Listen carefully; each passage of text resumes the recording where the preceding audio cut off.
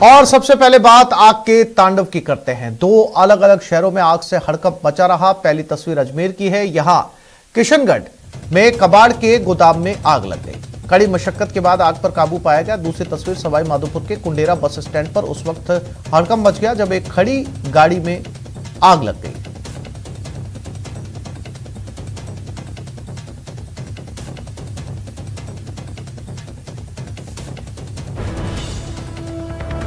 और अजमेर के किशनगढ़ में आग का तांडव देखने को मिला। कबाड़ के गोदाम में यह आग लग गई। आग लगने से हड़कंप मच गया। कड़ी मशक्कत के बाद आग पर काबू पाया गया। मौके पर बचाव और राहत कार्य जारी है। आग के कारणों का फिलहाल खुलासा नहीं हुआ। आवासीय कॉलोनी की घटना है।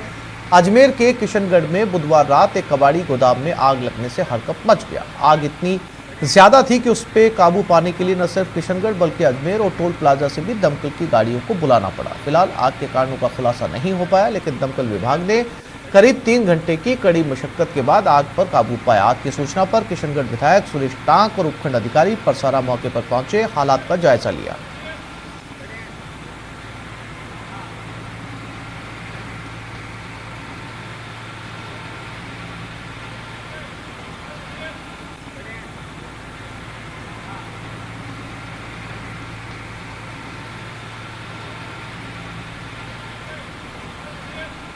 सवाई माधोपुर के कुंडेरा बस स्टैंड पर उस वक्त हड़कंप मच गया जब एक खड़ी गाड़ी आग का शूला बन गई। जानकारी के मुताबिक बस स्टैंड पर एक स्कॉर्पियो कार बड़ी तेजी के साथ आई और एक पंचर की दुकान पर खड़ी हो गई। कार से कुछ कार सवार उतरे और भागते दिखाई दिए।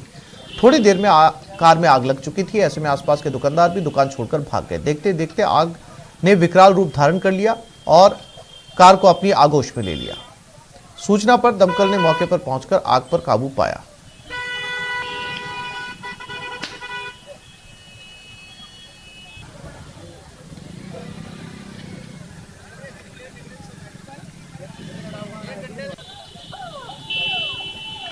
और ये खबर बाड़मेर से है। महिला के साथ मारपीट का वीडियो वायरल हो रहा है। न्यूज 18 वायरल वीडियो की पुष्टि नहीं करता। महिला से 2 महिलाओं ने मारपीट की। बायतू में जमीन विवाद को लेकर यह मारपीट हुई।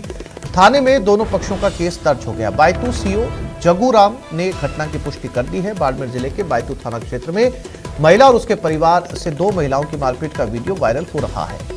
पुलिस से मिली जानकारी के अनुसार बायतू मुख्यालय पर भूखंड विवाद को लेकर एक पक्ष ने इस महिला की जमीन पर जेसीबी चलाना शुरू कर दिया, जिसका विरोध करने पर 2 महिलाओं ने इस पर हमला कर दिया। कई लोग मुक्तदर्शक बने नजर आए। महिला के साथ में मारपीट का एक वीडियो वायरल होने के बाद पुलिस ने दोनों पक्षों की ओर से बायतू थाने में मामला दर्ज कर जांच शुरू कर दी है, लेकिन अभी तक किसी की गिरफ्तारी नहीं हो पाई। वैसे न्यूज 18 वायरल वीडियो की पुष्टि नहीं करता।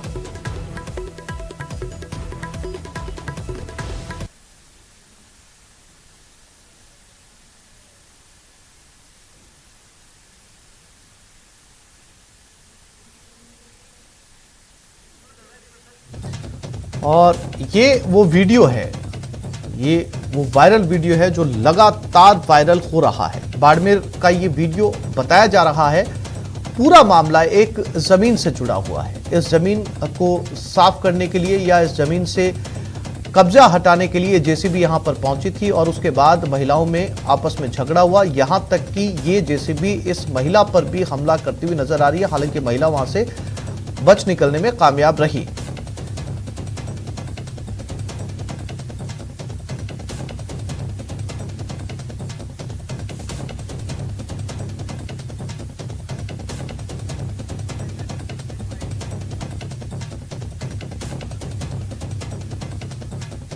और मरुधरा में ये क्या हो रहा है, ये सवाल क्यों उठ रहे हैं, इस वायरल वीडियो को देखिए और समझ जाइए। हाथ में हथियार और पांव के नीचे कानून, कभी हवाई फायरिंग तो कभी निशाना, अवैध हथियार से। और ये वीडियो सोशल मीडिया पर वायरल हो रहा है। पुलिस ने इनके खिलाफ कार्रवाई की तैयारी कर ली है। दरअसल ये तस्वीरें जोधपुर की हैं। राजस्थान का दूसरा बड़ा जिला जोधपुर अब अपराधियों का गढ़ बनता जा रहा है। अपराधियों के हौसले इतने बुलंद हैं कि गैंगवॉर जैसी घटनाओं को अंजाम दे रहे हैं। बिश्नाराम बिश्नोई जेल से बाहर आ चुका है और उसने अपनी गैंग 0029 बना ली है। वर्चस्व की लड़ाई को लेकर राजू मांझू की 007 गैंग के बीच ठन गई है। ये दोनों गैंग एक दूसरे पर हमले कर रहे हैं। पुलिस ने दोनों ही गैंग पर मामले दर्ज कर करीब 7 आरोपियों को हिरासत में लिया है। एक आरोपी को जयपुर से हिरासत में लिया गया, जो कि अवैध हथियारों की सप्लाई करने का काम करता है।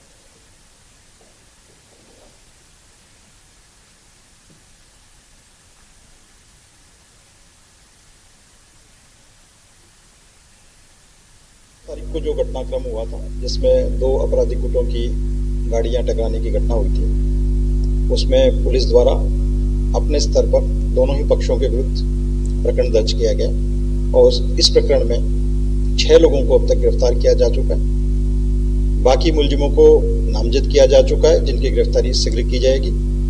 एक मुलजिम बीरमाराम को भी आज सुबह जयपुर से लेकर आए हैं, उससे भी अनुसंधान किया जा रहा है। राजू मांझू की तलाश में विभिन्न स्थानों पर दबिश दी जा रही है। एसीबी के एक्शन की स्क्रीन पर आप 2 तस्वीरें देख सकते हैं। पहली तस्वीर टोंक की, जहां देवली थाने का घूसखोर एएसआई एसीबी के हत्थे चढ़ा, जो परिवादी से 5000 की घूस ले रहा था। वहीं दूसरी तस्वीर उदयपुर की, जहां एसीबी ने संविदा कर्मी कंप्यूटर ऑपरेटर को 5000 की घूस लेते रंगे हाथों गिरफ्तार किया है।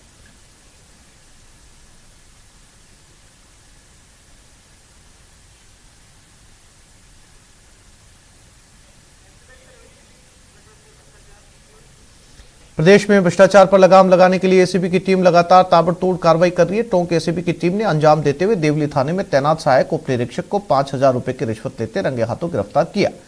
एसीबी ने बताया कि सहायक उप निरीक्षक ने परिवादी से एक मुकदमे में आरोपियों को गिरफ्तार करने के लिए 15,000 रुपए रिश्वत की मांग की थी। शिकायत मिलने पर एसीबी टीम ने वेरिफिकेशन कर अपना जाल बिछाया और आरोपी को रंगे हाथों पकड़ लिया।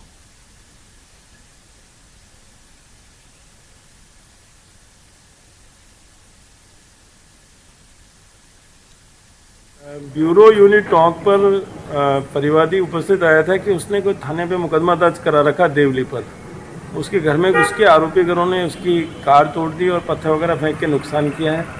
इस पर पीड़ित की कार्रवाई नहीं करके और उससे जो रिश्वत की मांग की जा रही थी, तो 10,000 रुपये पूर्व में कार्रवाई करने की कह करके प्राप्त कर लिए थे और आज शेष राशि 5,000 रुपये जो आरोपी अधिकारी है उनके द्वारा बस स्टैंड पर, यहाँ से ड्यूटी से फ्री होके गए थे, तो बस स्टैंड पर उनके द्वारा 5,000 रुपये लिए गए, वो उनसे बरामद कर लिए।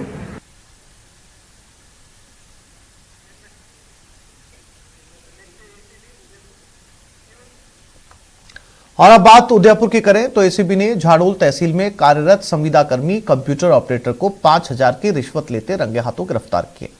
दरअसल संविदा कर्मी प्रभुलाल ने परिवादी से उसकी भूमि अवाप्ति की राशि का चेक जारी करने के एवज में रिश्वत की मांग की थी। आरोपी संविदा कर्मी ने परिवादी से 10,000 रुपए रिश्वत की मांग की थी और आज 5,000 की रिश्वत लेते रंगे हाथों एसीबी के हत्थे चढ़ गया।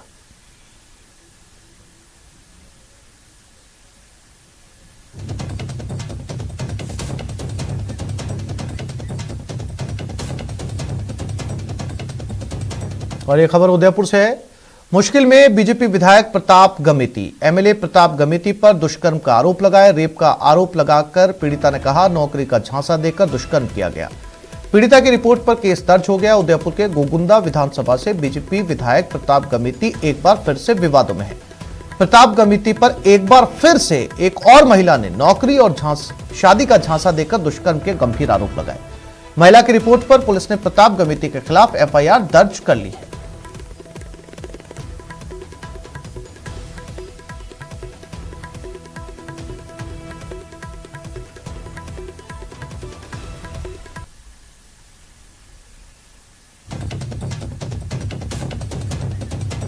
और ये दूसरा मामला है बीजेपी विधायक के ऊपर। इससे पहले भी एक मामला इसी तरीके का दर्ज हो चुका है और अब एक दूसरा मामला। इस पर एक महिला ने शादी और नौकरी का झांसा देने का आरोप लगाया है। पुलिस ने इस प्रकरण को दर्ज कर लिया है। महिला ने रेप का आरोप भी लगाया है बीजेपी विधायक पर। गोगुंदा से विधायक है और लगातार इस तरह के दूसरा मामला इस विधायक के खिलाफ सामने आया है।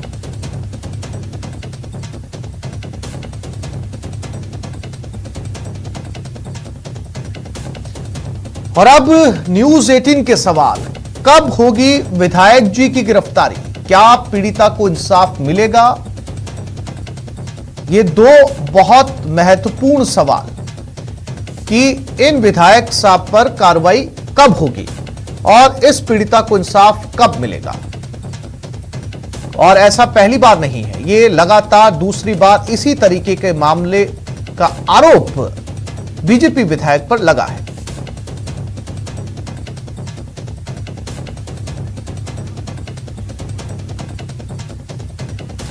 उदयपुर के अंबा माता थाना इलाके में देर रात कुछ असामाजिक तत्वों ने एक इवेंट कंपनी की टीम पर हमला कर लूट की वारदात को अंजाम दिया। पीड़ित इवेंट मैनेजर भरत वर्मा ने बताया कि कल रात रिसोर्ट में कार्यक्रम था, जिसकी व्यवस्था के लिए वो और उनकी टीम पहुंची थी। कार्यक्रम खत्म होने के बाद रिसोर्ट के बाहर खड़े 10 युवकों ने पहले उनसे 17,000 रुपए लूट लिए। हमलावरों के हाथ में चाकू और सरिये थे। घटना के दौरान रिसोर्ट में मौजूद लोग बाहर आए तो हमलावर भागने लगे। इस घटना का वीडियो भी बनाया गया है।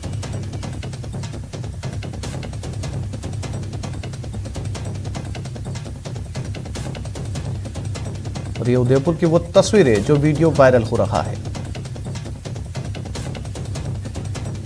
कोटा में तमाम कोशिशों के बाद कोचिंग नगरी में चाकूबाजी की वारदात थमने का नाम नहीं ले रही। देर रात को भी महावीर नगर इलाके में एक और युवक को चाकू मारकर गंभीर रूप से घायल कर दिया गया। घायल कपिल नामा को एमबीएस अस्पताल में भर्ती करवाया गया। अज्ञात बदमाश वारदात को अंजाम देकर फरार है और महावीर नगर थाना पुलिस पूरे मामले की जांच कर रही है।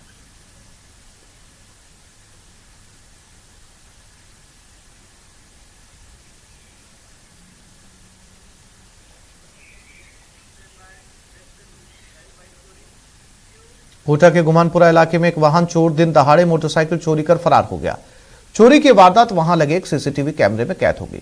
पीड़ित ने थाने पर मोटरसाइकिल चोरी की रिपोर्ट देते हुए पुलिस को सीसीटीवी फुटेज उपलब्ध कराए। पुलिस मामले की जांच कर रही है। सीसीटीवी फुटेज साफ नजर आ रहा है कि किस तरह से अज्ञात चोर बाइक चोरी कर रहा है। उसे वो डुप्लीकेट चाबी के जरिए बाइक का लॉक खोलकर रफू चक्कर हो गया।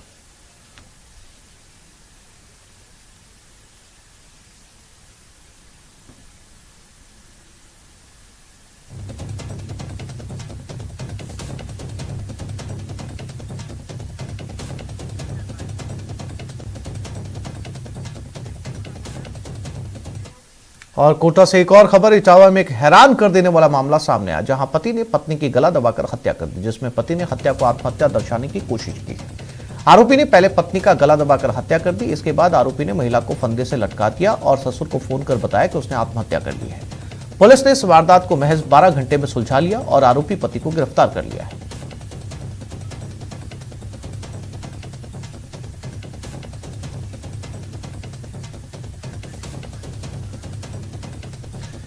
राजस्थान और गुजरात की सीमा पर अपराधियों पर नजर रखने के लिए पुलिस अभय कमांड प्रोजेक्ट के तहत जिले में कई जगह कैमरे लगाने का दावा कर रही है, लेकिन दावों की पोल खुद इन कैमरों की हालत से खुल रही है।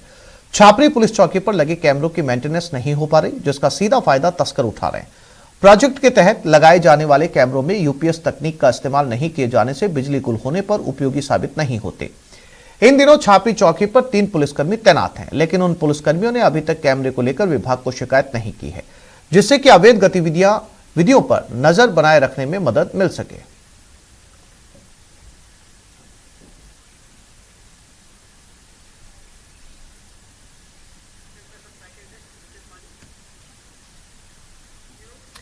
पालमपुर में वैज्ञानिकों ने एक माइक्रोबियल मिक्स तैयार किया है, जो कि हिमालय के ठंडे रेगिस्तानों में जल संरक्षण में मदद करने वाले पारंपरिक सूखे टॉयलेट्स को पुनर्जीवित करता है। ये ह्यूमन वेस्ट को मैनेज करने के साथ साथ खेती की जरूरतों को भी पूरा करता है। हिमाचल और लद्दाख के आसपास में स्थानीय किसानों के लिए इन ड्राई टॉयलेट्स के ह्यूमन एक्सक्रीटा से जैविक खाद बनाने का काम किया जाता है। आइए देखें कि वैज्ञानिकों ने इस प्रैक्टिस को कैसे पुनर्जीवित करना शुरू किया है।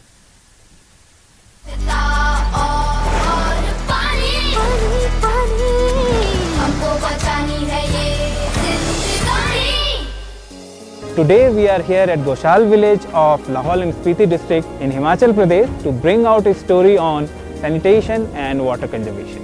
In general, we spend around 8 to 10 liters of water in every flush, and here in this village and in the entire region, people have learned traditionally how to manage human waste without even spending a single drop of water. And this village is special because this was the first time that we got introduced to Himalayan dry toilets, which not only manages human waste without water but also utilizes the compost in agriculture farmland. At my back we have this structure, and it has 2-storied structure. On the top story they defecate, and on the bottom story the human waste gets accumulated. So after the season goes off, I mean after around 6 months, they collect the human waste and put it in the fields. So the main issue used to be during the summer, the foul odor that it produces. We came across that when they were defecating, they were covering the fecal material with some dry material. So there was nothing but they were using ashes or cattle waste or soil, etc. So we wanted them to use our product. We mixed it with some carrier material, and we took good care that we used the carrier material which were again going to be organic, and it was good for the soil. पहले जो हम गोप use कर रहे थे उसमें जो बहुत दुर्गंध आ रही थी, तो अभी हमने जो पालमपुर से जो बूस्टर लाया था उसे यूज़ किया और उससे जो दुर्गंध बहुत कम हो गई है और इससे हमें जो है बहुत लाभ मिला है। स्वच्छता और पानी पानी हमको बचानी है ये जिंदगानी। और ब्रेक के बाद दिखाएंगे कैसे मनाया जा रहा है पिंक सिटी का स्थापना दिवस।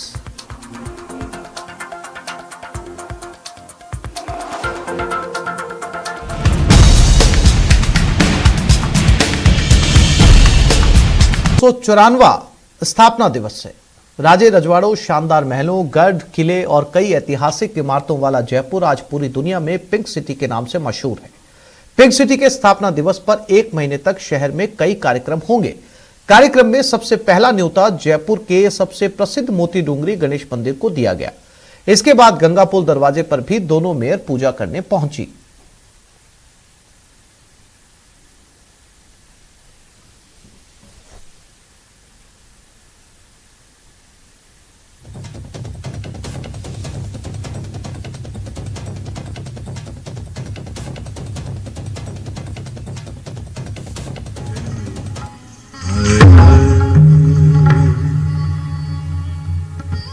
वृंदावन चंद्रम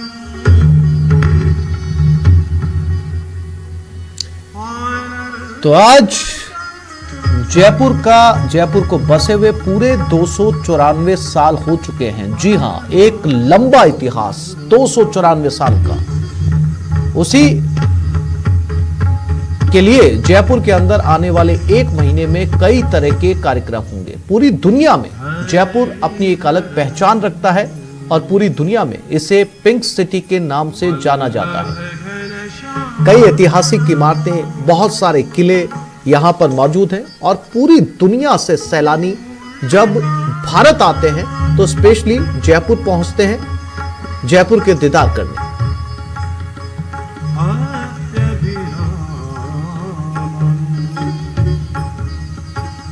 जयपुर का 294वां स्थापना दिवस है और जयपुर हेरिटेज के मेयर और गेटरी के मेयर दोनों एक साथ गणेश जी को पहला निमंत्रण देने यहाँ पे पहुंची हैं। इनसे बात करते हैं किस तरह का आयोजन रहेगा।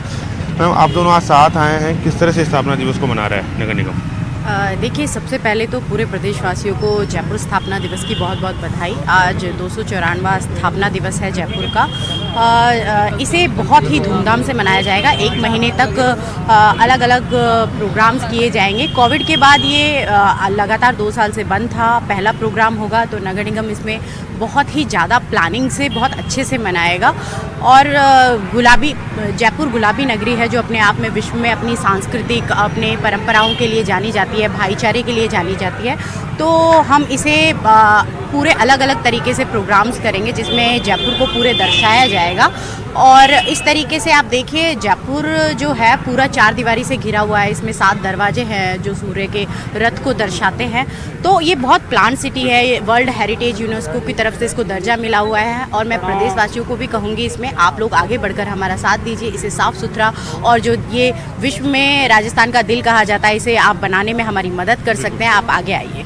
मैम, पहली बार जो है स्थापना दिवस आया जब 2 नगर निगम है, कैसे मिलके इसको आगे मनाएंगे? क्योंकि विचारधाराओं की बात करें तो कहीं ना कहीं अलग अलग विचारधाराओं के। देखिए, सबसे पहले तो मैं जयपुर वासियों को बहुत ही हार्दिक शुभकामना देती हूँ और ईश्वर से कामना करती हूँ कि जिस तरह से जयपुर पिंक सिटी विश्व में जाना जाता है, उसमें और उसकी जो ऊंचाइयाँ और बढ़े, उसकी उन्नति और बढ़े, यहाँ की कला संस्कृति का विकास हो और विश्व में पहला स्थान प्राप्त करे। दूसरी बात जो आपने पूछी कि जयपुर एक है, जयपुर वासियों का दिल एक है, जयपुर वासियों की आत्मा एक है।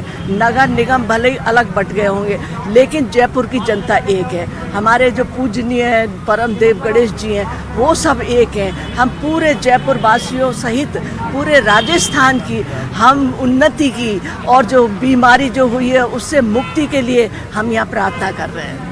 शुक्रिया हमसे बात करने के लिए। जयपुर नगर निगम और जयपुर हेरिटेज की मेयर दोनों यहाँ पर साथ हैं और ये तस्वीर जो है ये अपने आप में एक अलग तस्वीर है, क्योंकि दोनों मेयर जो हैं वो अलग अलग विचारधाराओं से संबंध रखती है। लेकिन आज जब जयपुर का स्थापना दिवस है तो दोनों एक साथ यहाँ पर पहुँची है और प्रथम पूजनीय गणेश जी को जो पहला निमंत्रण है वो दोनों ने मिलकर दिया है और अब मिलकर जो है जयपुर के दोनों नगर निगम जयपुर का ये 294वां स्थापना दिवस समारोह मनाएंगे। कैमरा पर्सन अविनाश शर्मा के साथ सचिन कुमार, न्यूज़ 18 जयपुर।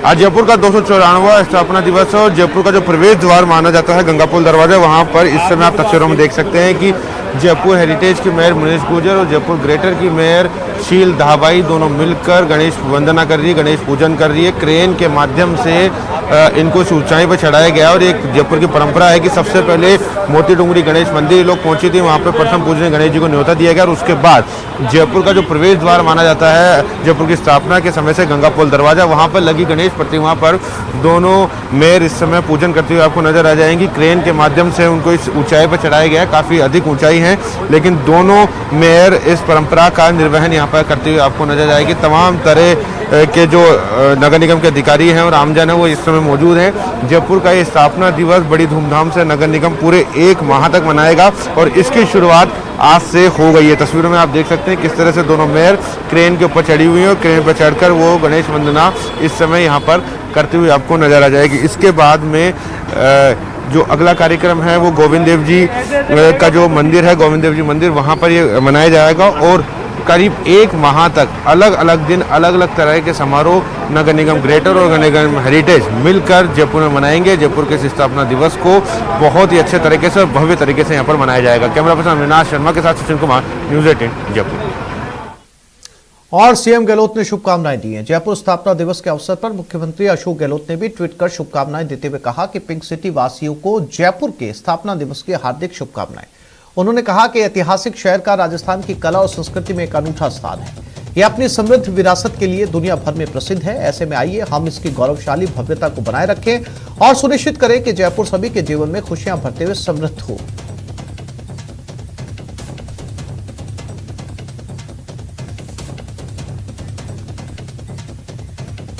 जयपुर के स्टेचू सर्किल पर धूमधाम से जयपुर का स्थापना दिवस मनाया जा रहा है। इस मौके पर ढूंढाड़ परिषद के सदस्यों ने केक काटकर स्थापना दिवस मनाया। बैंड बाजे की धुनों पर गाए जा रहे हैं राजस्थानी गीत।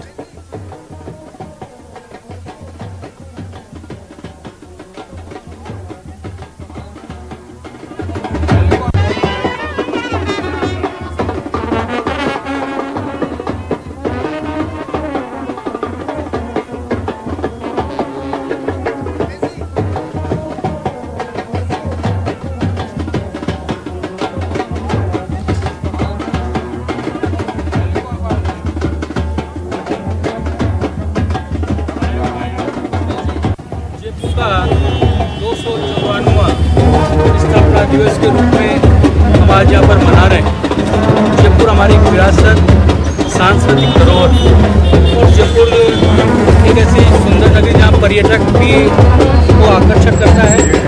इस आधुनिक दुनिया में हम आधुनिक करें ताकि जयपुर की विरासत को बचा के रखें। जयपुर वासियों को मेरी तरफ से बहुत सारी शुभकामनाएं।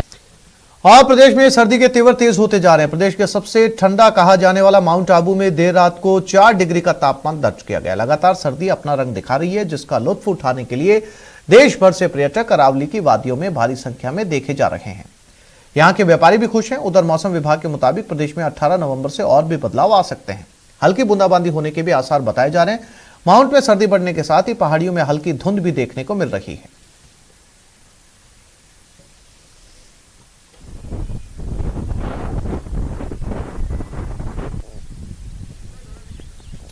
ये माउंट आबू की तस्वीरें हैं।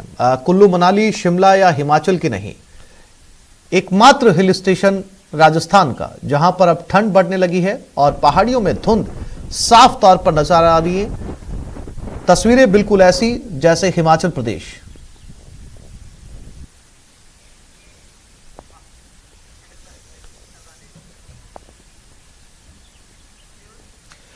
बीकानेर में नाबालिग के साथ दुष्कर्म का मामला सामने आया। दुष्कर्म केस में सजा का ऐलान हुआ। दोषी को उम्र कैद की सजा दी गई है। 5 साल पुराना यह मामला बताया जा रहा है। पॉक्सो कोर्ट ने यह सजा सुनाई है। 2 वर्षीय बालिका से दुष्कर्म का मामला, अभियुक्त को आजीवन कारावास की सजा 5 साल पुराने मामले में मिली है। पॉक्सो कोर्ट ने यह सजा सुनाई। बीचवाल थाना क्षेत्र के पेमासर में यह घटना हुई थी। आरोपी छोटू राम को कोर्ट ने आजीवन कारावास और 10,000 के अर्थदंड से दंडित किया है।